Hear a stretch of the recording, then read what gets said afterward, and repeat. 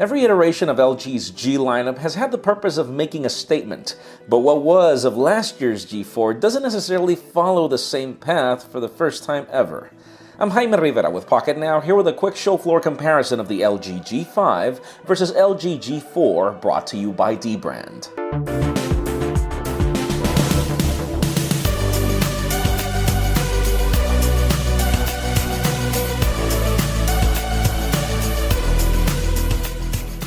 LG's approach to compete in a saturated market by launching phones that are in no way similar to competitors continues today, but by God, is this G5 a very different device than what we've seen before.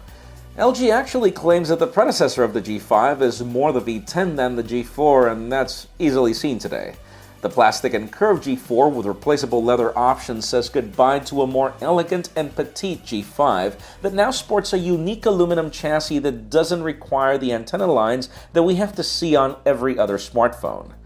The G4 was in no means ugly, but the G5 is just gorgeous in every way you look at it.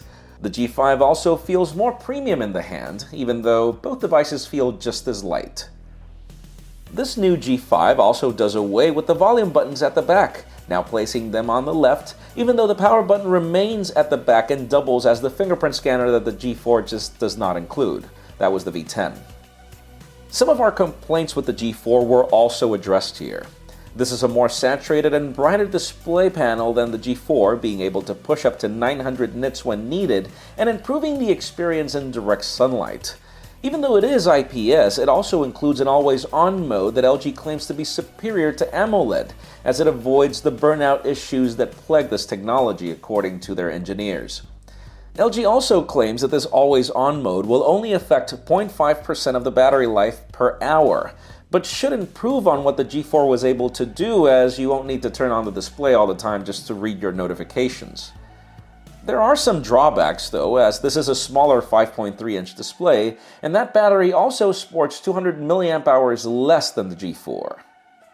Where we expect the G5 to compensate for those changes is in performance, as it sports a more powerful and efficient Snapdragon 820 processor, 4 gigs of RAM, 32 gigs of expandable storage through an extended SIM tray, in addition to Qualcomm's Quick Charge 3.0 through the USB Type-C slot.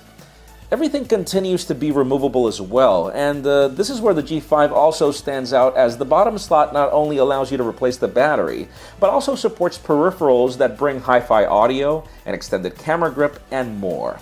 We discussed these LG G5 friends, as LG calls them, in a separate video, given their importance. In a nutshell, LG calls this a modular phone, and we have to agree, as you can do more with the battery slot than you could in the past. And believe it or not, even though we praise the G4's camera for excellent photos, even there the G5 is superior. Both devices are set to sport the same primary camera, which is great news, but the G5 has the added bonus of an additional 8-megapixel wide-angle camera that provides 135 degrees of field of view, something that even defeats the human eye's 120 degrees of field of view. This is especially useful when you don't want to stand away from a subject or just can't, and where you can choose to keep separate photos or videos of the same scene or stitch them together. Simply put, the G5 is no iterative update to the G4.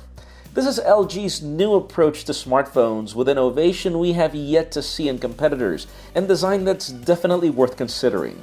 I personally love the G4 for what it was, but man, the G5 is a far better phone in almost every way, though obviously our review will prove more on that later this year. Pocketnow's MWC 2016 coverage is made possible by dbrand, manufacturer of precision-cut vinyl skins for smartphones, tablets, laptops, gaming consoles, and more. If you're looking to customize the appearance of your device and add a bit of protection and grip, check out dbrand.com/MWC or visit the link in the description below. We've got more coverage coming, folks, so make sure you follow us on social media and hit that subscribe button down below for more videos like this one. You can follow me on Twitter at Jaime_Rivera or on Instagram at Jaime Rivera, and you can now also catch these videos on Vessel at vessel.com/pocketnow. Please give this video a thumbs up if you like what you saw. I am Jaime Rivera. Thank you very much for watching. We've got more coverage coming soon.